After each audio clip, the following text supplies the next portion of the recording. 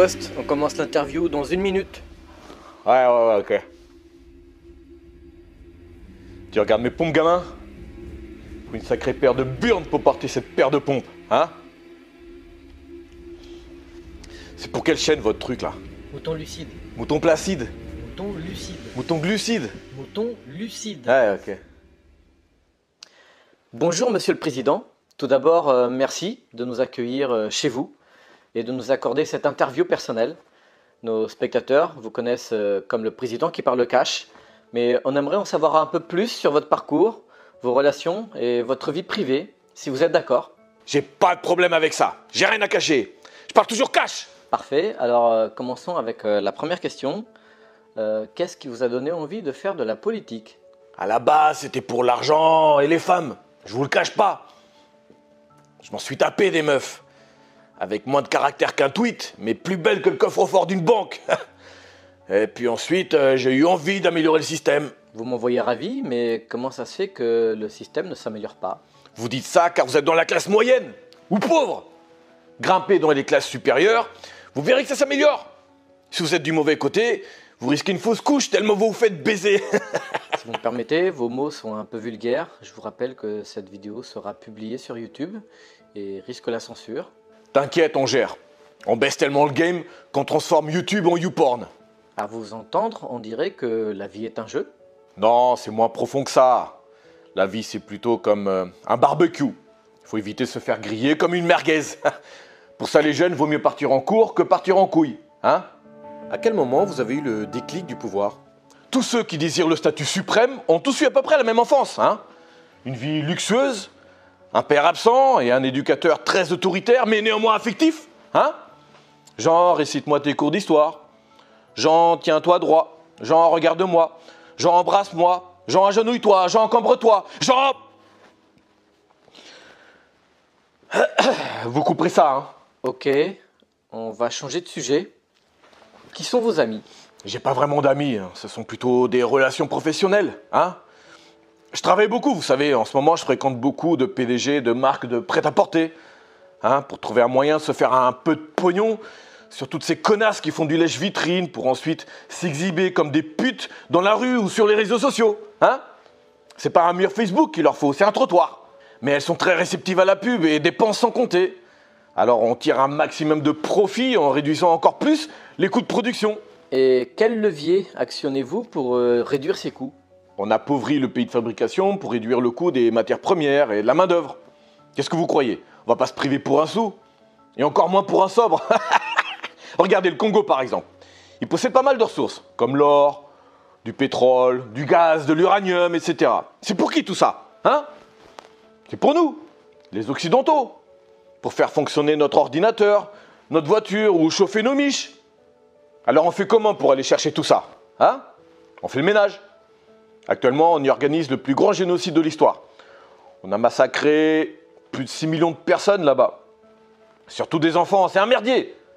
Mais les gens n'en ont rien à foutre. Ils préfèrent aller manifester pour Charlie, regarder Incroyable Talent ou aller faire les soldes. Hein ? Comme on leur dit de faire d'ailleurs. Ça fait bien nos affaires. Pourquoi la presse n'en parle pas ? La presse ? Le silence médiatique est la plus grande arme de destruction massive. Pensez à un groupe de presse, au hasard. Renseignez-vous sur qui est le grand patron. Hein ? Et vous vous rendrez compte rapidement qu'il possède aussi un grand groupe industriel, qui a des intérêts là-bas. Il n'y a que l'océan qui est pacifique. Hein ? Il faut arrêter de voir la presse comme de l'information. C'est de la com.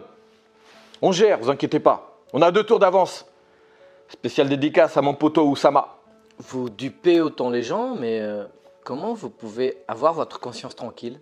Écoutez, l'argent c'est quoi ? C'est du blé, n'est-ce pas ? Le blé c'est du fric, et le fric c'est du pognon. On ne peut pas être consciencieux et faire des affaires en même temps. Hein ? Une conscience lourde, c'est effectivement gênant. Ça empêche d'être mobile et agile pour, vous voyez, bricoler un peu. En politique, c'est comme partout. Si t'as pas assez de vis, tu peux pas bricoler. Hein ? On va pas se priver. Si tu bricoles bien, il y a que le soleil qui peut te cramer. Comment vous faites pour rester froid face aux ravages que vous organisez ? On n'en est plus à s'extasier devant un pet de koala. Hein ? C'est de l'entraînement. On se durcit avec le temps. Quand on vous organise un bouquet sur un jeune trisomique attaché à l'avant de votre Aston Martin, en écoutant du Wagner, Ça forge une personnalité à toute épreuve. Oh, vous couperez ça en montage, hein. C'est une forme d'expression réservée à l'élite, ils comprendraient pas. Puis c'est un peu indécent de parler de votre Aston Martin. Pourquoi? Ah oui, jacuzzi ou jalousie comme on dit, hein. Pourtant, tout le monde en a une Aston Martin si vous regardez bien. Les rageux l'ont dans le cul, moi je l'ai dans le parking. Ouais, revenons aux manœuvres politiques. Désolé, je ne comprends pas comment on peut manipuler des masses pour s'enrichir. Non, mais on manipule pas vraiment les gens, on les guide. Un exemple, pendant ma jeunesse, j'étais paysagiste. Enfin, n'imaginez pas que j'étais un simple pecno avec une pelle. Le préfet m'avait plus ou moins pistonné pour que je m'occupe du paysage de ma région en agissant auprès des collectivités locales. Certains voulaient mettre des arbres fruitiers sur le bord des routes. Mon objectif était d'empêcher ça et de mettre plutôt des platanes partout. Alors oui, ça coûte cher à élaguer, ça ressemble à rien et c'est inutile. Mais imaginez si à la place on laisserait des arbres fruitiers, hein? Les gens cueilleraient des fruits gratuits, ils n'iraient pas dépenser leur fric dans les magasins. Les magasins sont utiles, ils versent des taxes et impôts à la commune. Ça fait tourner le fric. Alors vous voyez que même dans cet exemple, on manipule pas les gens, on les guide vers les magasins. C'est pas pareil. On maquille leur stricte débilité en stricte crédibilité. Hein? Le français est con. Les médias sont là pour l'endormir afin qu'il ne se pose pas trop de questions. Ce sont des marchands de sable, alors ils vont se servir à la plage. Hein? Le jour où Johnny Hallyday est mort, par exemple, hein, il y avait une dépêche toutes les 5 minutes pour informer où en était le cercueil. Pire que les notifications Colissimo pour vous prévenir où en est votre colis. Hein? Ça garde les gens en haleine. Pendant qu'ils s'apitoient sur le sort de Johnny, ils ne s'apitoient pas sur le sort des enfants qui sont massacrés à la machette au Nigeria, par exemple. Il n'en sait rien. Il ne se demande pas comment ni pourquoi. Il est con, il faut le garder con. Les services administratifs, l'éducation, la médecine, il n'y a rien qui tourne rond. Mais pour s'en plaindre, il faut déjà en avoir conscience, hein? Ouais. Regarde, si tu appelles SOS médecin un soir parce que ton enfant a 42 fièvres et que tu as besoin d'un médecin en urgence chez toi, il arrive au bout de combien de temps? 3, 4 heures? Mais si tu appelles SOS Pizza, ils arrivent en 10 minutes. Tu vois où on en est? Habiter dans un monde où la pizza arrive plus vite qu'un médecin, c'est ça le capitalisme, bonhomme. Les services sont là où il y a du fric. Ça crée forcément une répartition inégale. Si tu n'habites pas un quartier attractif et aisé, avec un fort potentiel de clientèle, t'étonnes pas qu'il n'y ait pas d'infrastructure. Peut-on avoir l'espoir de voir les choses s'améliorer pour le peuple? Non mais ça dépend de qui gouverne, hein? Vous m'avez élu, moi, un capitaliste. C'est que vous voulez du capitalisme. Je vous ai pas menti, mon programme était clair. Fallait juste le lire. En parlant d'élections, c'est étrange, non? Tous ces médias qui incitaient les gens à vous élire. Non mais attendez. Personne ne forçait les gens à mettre mon nom dans une urne, hein? Ma campagne était efficace, c'est tout. Personne ne me connaissait avant. Je suis arrivé au pouvoir frais comme un gardon et je vous fume comme des saumons. Écoutez, je vais vous faire une confidence. Les gens ont besoin d'un maître. C'est la nature humaine. Ils ont besoin qu'on leur dise quoi faire, comment penser et qui voter. Ils veulent suivre une tête pensante qui guide leurs pensées. Ça les rassure. Ils veulent s'attacher à une communauté. C'est une logique de troupeau. Alors il est normal de les guider. Je suis un berger. Ok, je leur tiens les pattes arrière pendant que mes collègues industriels les tondent. Mais je les rassure aussi. Je leur dis que ça ira mieux après.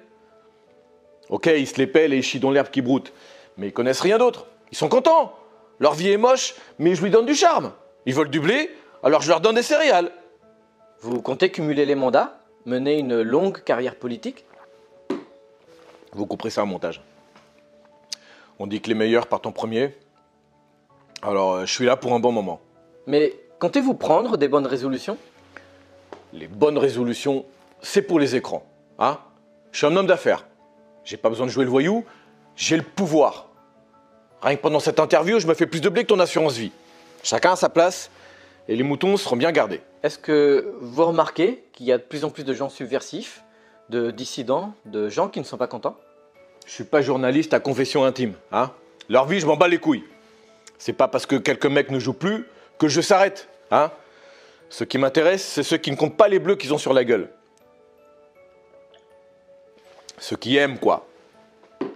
Quand on aime, on ne compte pas. C'est ceux-là que je soigne. Ceux qui aiment se prendre des carottes en pensant que ça rend aimable. Mais que faites-vous pour améliorer le futur commun? Mais qu'est-ce qu'on s'en branle du futur? Les gens ne comprennent même pas le présent. Ça ne vous fait rien qu'on se souvienne de vous comme d'un mauvais président? Vous n'y êtes pas. Dans 10 ans, on nommera des rues avec mon nom. Et dans 50 ans, je serai cité dans les livres d'histoire comme une légende. Les chefs d'État se suivent et se ressemblent. Mais on se démerde pour que certains passent pour des gentils et d'autres pour des méchants. Pour l'illusion de la diversité. Prenons un exemple, parlant. George Bush. Il était plus doué pour la peinture que pour la politique. Il a provoqué des guerres qui ont tué beaucoup de gens. Pourtant, il n'est pas inquiété. Il est même vu par certains comme un héros, paradoxalement. J'appelle ça le paradoxe allemand d'ailleurs, car Hitler aussi était très doué pour la peinture. Il a aussi provoqué des guerres et tué plein de personnes. Vous voyez, ils se ressemblent, ils ont tous les deux accompli des massacres, mais ils n'ont pas la même réputation. On en parlait tout à l'heure, les médias ont un rôle capital. La com, c'est le nerf de la guerre. On rétrécit même des pays à coups de bazooka, et alors? Qui est au courant? Qui va ouvrir sa gueule? On domine, c'est tout. C'est même pas de l'impuissance populaire, c'est juste que la majorité préfère un mensonge rassurant. On a réussi à mettre un Français sur 4 sous antidépresseurs. Tout le monde est déjà déprimé avec sa petite vie. Ils veulent pas se prendre la tête. Juste pouvoir travailler, payer leurs impôts et regarder leur match de foot ou leur télé-réalité du week-end avec un frigo plein. Puis c'est marre. Ils sont faciles à influencer, comme des moutons. Pourquoi vous faites si souvent le rapprochement entre les citoyens et les moutons? Mais regardez-vous, regardez-les. Observez les mouvements de foule. Quand il y en a un qui bouge, les autres suivent, ça les rassure. Ils font la queue et s'entassent dans le métro pour aller travailler. Ils font la queue pour aller à la caisse. Ils font la queue au centre des impôts. Ils ont même fait la queue pour voter pour moi. À agir comme ça, vous ne craignez pas de vous faire destituer? Tous mes prédécesseurs agissaient comme ça. La seule différence, c'est que je parle cash. Pourquoi? Parce que ça change rien. Ils vont faire quoi, les contribuables, de toute façon? Les citoyens, pardon. Bon, c'est fini l'interview, là. Mettez ça en forme. Merci, Monsieur le Président, pour votre franchise. Ouais, c'est ça, on s'en branle. Où sont les filles? Elles vous attendent dans la piscine, monsieur. Ah, elles sont très jeunes, les nouvelles. Mais s'il y avait une école pour les putes, elles auraient déjà leur bac. Elles ont bon fond aussi. Ça, je sais pas. Je les ai pas encore mises.